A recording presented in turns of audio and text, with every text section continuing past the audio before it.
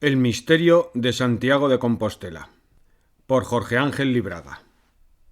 Leyenda o historia, el Camino de Santiago abrió las puertas de la España mística a los caminos de Europa. Hoy miles de peregrinos siguen recorriéndolo. Es la Vía Láctea sobre las piedras del norte de Iberia. Atraídos por las festividades del último 25 de julio, hemos concurrido en viaje de estudios y búsqueda a Galicia, donde está situado el milenario centro de peregrinación de Santiago de Compostela. Íbamos al encuentro del misterio, mas cuando nos referimos a misterios, vamos a desbordar la acepción popular de enigma para llegar a su origen etimológico, de cosa mística, o sea, sagrada. Según la versión comúnmente aceptada, en el siglo IX una serie de extraños resplandores y seráficas músicas fueron denunciados por un santo ermitaño, al obispo Teoromío de Iría, el que, en presencia del rey don Alfonso II, descubrió el sepulcro del decapitado apóstol Santiago y el de dos de sus discípulos. La lápida del obispo, fechada en el 847, lo constata. Desde allí nace un vórtice de atracción que absorbería desde el siglo IX al XIII una inacabable corriente humana que provenía desde lejanos lugares de Europa y aún en África y Asia Menor.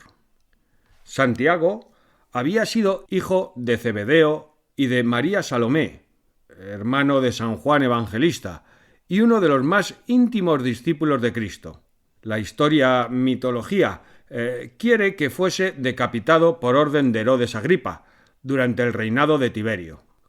¿Cómo llegó el cadáver de Santiago desde la entonces remota Palestina hasta Galicia? No lo sabemos.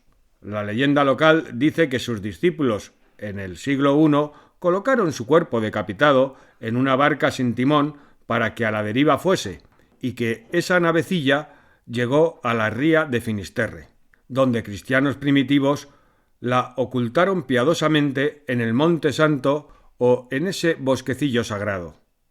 ¿Por qué allí? Pues porque al no saber esos cristianos españoles dónde ocultarlo, pusieron su cadáver incorrupto sobre un carro de bueyes y donde éstos se detuvieron, considerándolo voluntad de Dios, lo enterraron. Evidentemente, todo esto no tiene de histórico más de lo que puede tenerlo el cuento de Caperucita Roja, pero aunque Caperucita no haya existido, eso no quita que la imagen de la niña engañada y devorada por el lobo haya sido bella y útil, o sea, psicológicamente cierta. Y ultérrimamente los hombres nos manejamos por mitos, o sea, por realidades psicológicas que pueden tener o no algún contenido concreto. Así, en nada desmerece al mito de Santiago el Mayor, ni merma su extraordinario valor místico la contradicción histórica. Los miles de peregrinos que creyeron esta versión, al creerla y revivirla en su peregrinación, crecieron espiritualmente. Y lo que importa es que el hombre crezca espiritualmente. Todo lo demás es vana ilusión, pasajera y estéril. Así, adentrémonos un poco en este mito con el espíritu del hombre nuevo y dejemos a los desmitificantes la sonrisa sarcástica que muestra los dientes del lobo. Nosotros preferimos la tierna imagen de Caperucita Roja. Antecedentes del Camino de Santiago. Desde las investigaciones geniales hechas por aquel gran filósofo, científico y esoterista español Mario Roso de Luna, que en plena juventud era ya caballero de la Real Orden de Carlos III y de la de Isabel la Católica, hasta las actuales y muy valoradas de Louis Champetier, se ha destacado que la peregrinación cristiana no fue original, sino que retomó en gran parte sobre las mismas calzadas romanas un camino sagrado o espiral iniciática mucho más antigua. Hay pruebas históricas de que los celtas, bajo la dirección de sus sacerdotes druidas, ya promovían marcas de peregrinos sobre el lugar donde actualmente está emplazada Santiago de Compostela.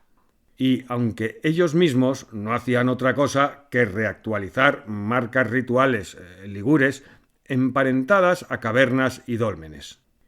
Es probado que los romanos tenían esos parajes por sagrados, pues las excavaciones hechas bajo la actual catedral revelaron restos de un templo romano dedicado a los dioses, con aras a Júpiter. Con la caída del imperio, las invasiones bárbaras despoblaron en parte Galicia y Asturias, cerrándose vías de comunicación y saqueándose las ciudades. Es a partir del siglo VIII cuando se vuelven a encontrar testimonios arqueológicos de seres civilizados. Pero si la continuidad física fue interrumpida, es evidente que la tradicional y religiosa perduró, y bajo la protección invocada de Carlomagno, que por otra parte jamás viajó a Santiago de Compostela, se renuevan las marcas cambiándoles el aspecto exterior, ahora bajo formas cristianas. De allí, para lograrlo, se tuvo que hacer venir el cadáver descabezado del apóstol desde tan lejanas tierras 8 siglos después. Era imprescindible para entroncar la vieja tradición y permitir su resurrección. Y que el mismo apóstol se les apareciese como matamoros en las luchas contra el mundo musulmán, como lo afirma en su época cientos de soldados cristianos. De tal manera, la asimilación del viejo Santiago está dada con el nuevo Santiago, unido a las preferencias de la Baja Edad Media. El camino celeste y el camino terrestre. Existe un camino en el cielo que es el sector visible de la galaxia en espiral a la que pertenece nuestro sistema solar. Es la Vía Láctea, emparentada desde siempre con la Virgen Cósmica. La religión de los helenos la tenía por originada en los mismos pechos de Hera, apretados en exceso por el niño Hércules. La encabezaba la estrella del Can Mayor. El camino de Santiago, encuadrado de este a oeste, entre los paralelos 43 y 42,30, reproduce la Vía Láctea. Sus santuarios, desde Francia, están dedicados a la Virgen y al Niño. La imagen del peregrino es la de un hombre con un bastón o garrote en la mano, una calabaza para portar agua y que hace marchar por delante precisamente un perro. Porta además, y como carácter muy distintivo, la concha.